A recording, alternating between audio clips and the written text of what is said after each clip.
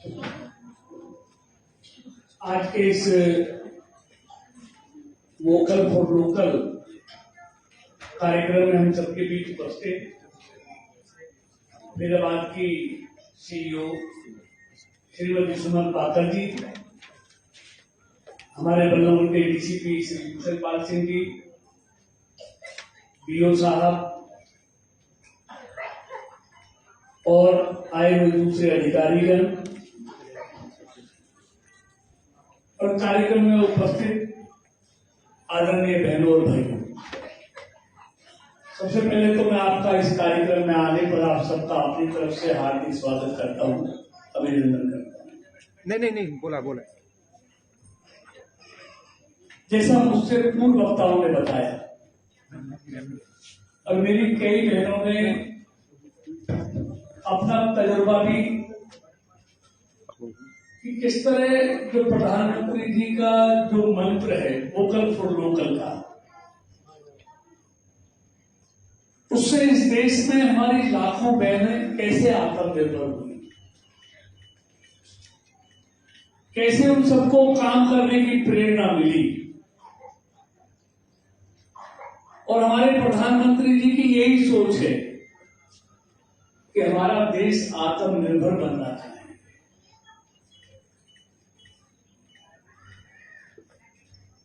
हमको देश में बनी हुई वस्तुओं को की क्वालिटी सही करनी है।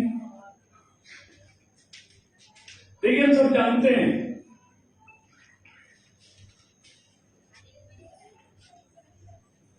कि हर बहन हमारी स्वावलंबी बने,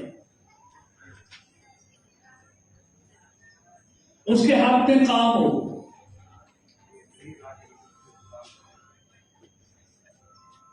और काम के बदले में उसको आमदनी हो। इसके लिए सवै समता समूह जो है पूरे देश में काम कर रहे हैं।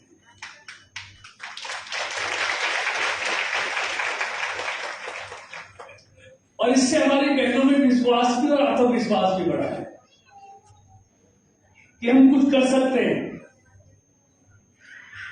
हम किसी पर निर्भर नहीं, अपनी आजीविका खुद कमा सकते हैं।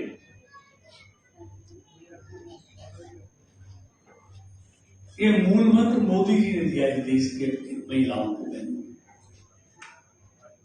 अब मैं युवाओं के लिए स्टार्टअप शुरू करना, उनको भी ये मूल मंत्र मोदी जी ने दिया। और कोई भी देश आत्मनिर्भर तब बनता है जब उसमें पैदा होने वाली जो चीजें हैं उनकी मांग देश में बढ़े। और उसके लिए क्या, हमें नए नए शोध करने पड़ेंगे, अनुसंधान करने पड़ेंगे। ऐसी कोई चीज दुनिया में नहीं खरीद सकता जिस पर विश्वास रखे, अच्छी क्वालिटी की नहीं होगी। जो अच्छी क्वालिटी की चीज होगी उसका लोग महंगा भी खरीदेंगे, ये ध्यान रखना। इसलिए क्वालिटी से कभी समझौता नहीं करना।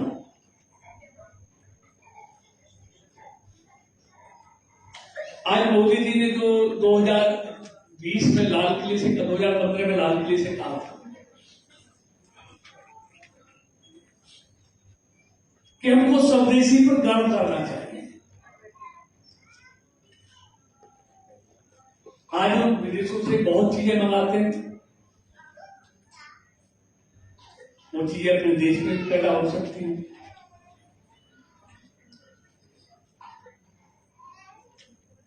आज सेना का सामान, पहले सारा सेना का सामान विदेशों से आता था, लेकिन जब से मोदी जी की सरकार बनी है 70% सेना की सामग्री देश में बनने लगी है।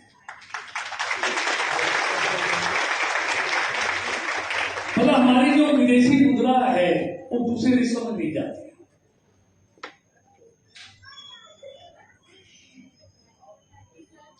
मुझे आज बहुत खुशी हुई, बीच में आकर मैंने देखा हमारी बहुत बहनों ने कोई मोमबत्ती बना ली है, कोई आर्ट एंड क्राफ्ट का काम है, अचार बनाया है,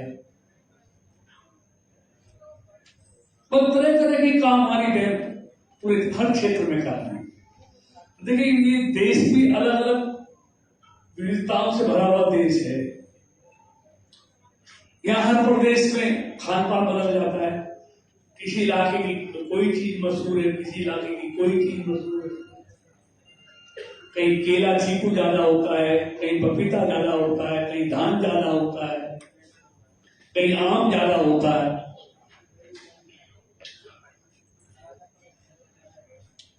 तो जहां की जो चीज मशहूर है उसका ज्यादा हमको, मैं समझता हूं, उत्पादन करना चाहिए। तो इसीलिए बहुत है। और जैसे मैंने कहा था कि ये प्रतिस्पर्धा का युग है, या जिसकी क्वालिटी होगी उसका माल पहले मिलेगा। तो मैं अपनी बहनों से कहना चाह रहा हूं, मार्केट में खरीदारों की कमी नहीं और महंगा खरीदने वालों की भी कमी नहीं है। जितनी अच्छी क्वालिटी आप बनाओगे उतना महंगा आपका सामान बिकेगा ही। आप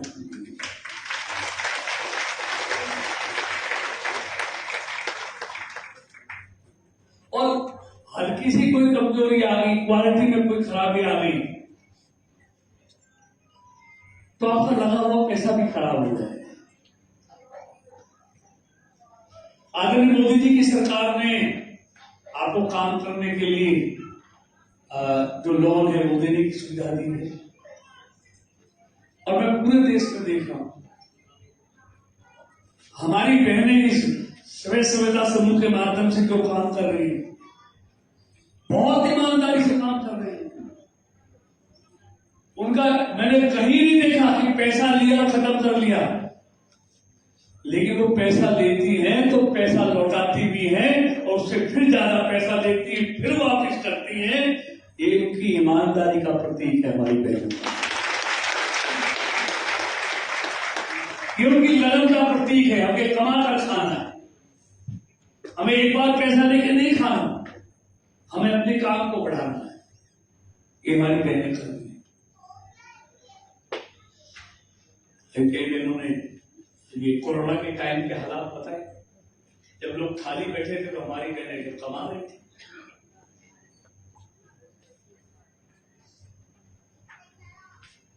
तो मैं ज्यादा कुछ नहीं कहते, सिर्फ एक बात कहकर अपनी बात को सुनाऊं कि हमको गुणवत्ता से कभी समझौता नहीं करना। हमको अपने जो उत्पादन है उनकी गुणवत्ता विश्व स्तरीय बनानी है। हमारे देश में तो बिके ही बिके, हम अपने उत्पादन को दूसरे देशों को भी भेज सके, इस तरह की हमने अपनी गुणवत्ता को बनाना है। हम दुनिया के देशों से बनाए, हम इतने अच्छा सामान बनाए कि दूसरे दुनिया के देशों को हम भेजें। और इसमें नहीं, देखिए मैं अंत में इतना कहते हुए कि देश दुनिया का दूसरा सबसे बड़ा आबादी का देश है। चाइना की आबादी बढ़नी कम हो गई है, लेकिन हिंदुस्तान की आबादी अब अगले 30 साल और बढ़ गई। 130 करोड़ है, 160 करोड़ तक जानी है, उसके बाद कम होगी चाइना की।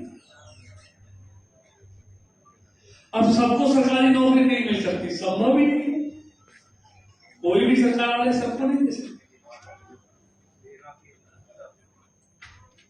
इसलिए हमें ये उत्पादन नहीं, हमने अपने नौजवानों को भी ऐसी ट्रेनिंग देनी है कि इस देश के कारखानों के हिसाब से नहीं, दुनिया के किस किस देश में किस तरह के कारीगर की जरूरत है, ऐसी ट्रेनिंग मोदी जी अपने नौजवानों को हिंदुस्तान में देना चाहते हैं कि हमारा नौजवान उनकी मांग के अनुसार दुनिया के देशों में जाके काम करे। ये मोदी जी का सपना है।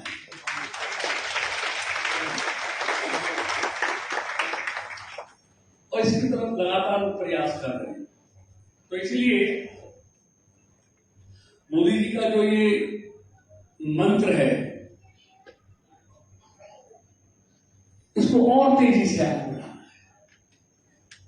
जो आत्मनिर्भर भारत का जो सपना उन्होंने देखा है, उस सपने को हम सबने मिलकर साकार करना है।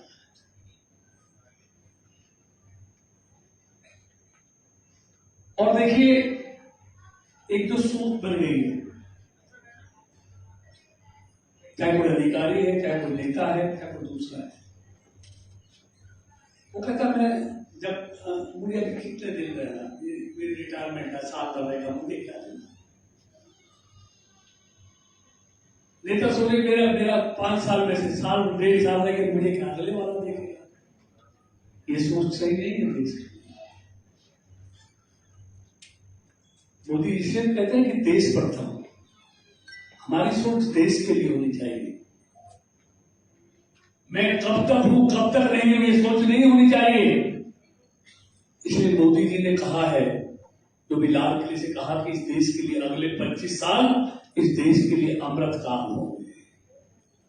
अगले 25 साल में हमने क्या करना, हमने अभी तय करना है कि आज हमारा देश किस क्षेत्र में कहां खड़ा है और दुनिया के देश कहां खड़े हैं। अगले 25 साल में हमने यहां से लेके वहां उन दुनिया के देशों के साथ मुकाबला करते हुए पहुंचना है। यह हमको आज तय करना पड़ेगा और वही संकल्प लेकर हम अपने देश के लिए सब मिलकर काम करेंगे। क्योंकि जब देश आजादी का 100वां साल मनाएगा 2047 में, तब मेरा भारत दुनिया का सर्वश्रेष्ठ देश होना चाहिए। मोदी जी ये तय कर चल रहे हैं और उनको मालूम है, उन्होंने कहा भी है कि जब देश आजादी का 100वां साल मनाएगा तब नरेंद्र मोदी जी और हम जैसे लोग दुनिया में नहीं होंगे। अगर वो ये मान ले कि तब हम तो होंगे कि देश का होगा, हमें क्या लेना, तो देश कैसे आगे बढ़ेगा।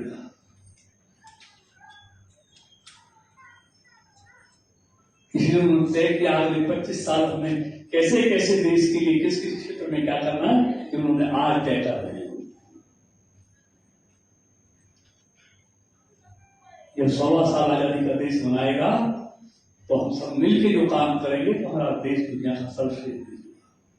तो ये सोच होनी चाहिए हम सब।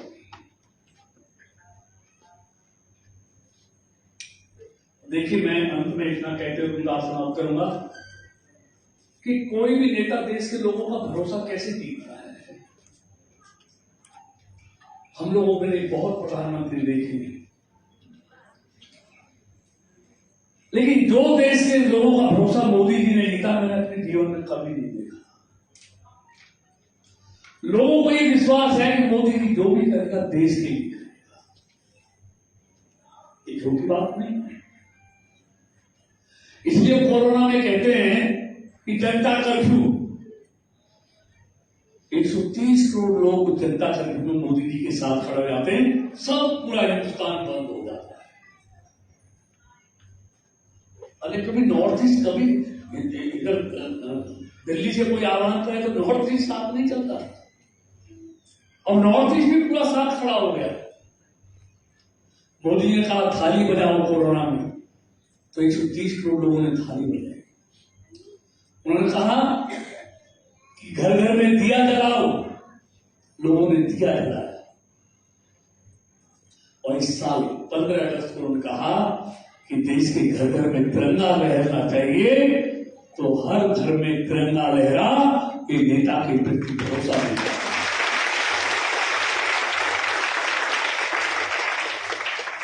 इन सबके पीछे मोदी जी का सोच क्या है कि मेरे देश के लोगों के अंदर देशभक्ति जगनी चाहिए, देश के लिए।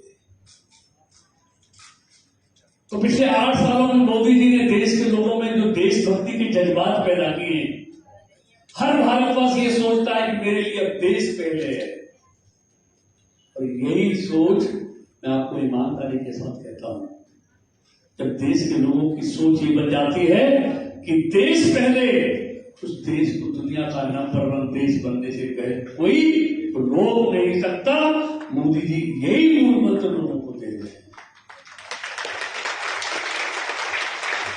तो इसलिए आप इतनी बड़ी संख्या में आए, और मेरी बहनें जो इस सुबह समाज समूह के द्वारा जिन्होंने मोदी जी के मूल मंत्र को अपनाया है, मैं उनको शुभकामनाएं देता हूं कि वो इसी तरह आत्मनिर्भर बनने के लिए इस स्वयं सहायता समूह में और बहनों को जोड़े। तो जब हमारी सारी बहनें आत्मनिर्भर हो जाएंगी तो देश तो अपना कैसे आत्मनिर्भर हो जाएगा। तो आप सबका बहुत बहुत धन्यवाद। भारत माता की। केंद्रीय राज्य के फरीदाबाद के कार्यक्रम में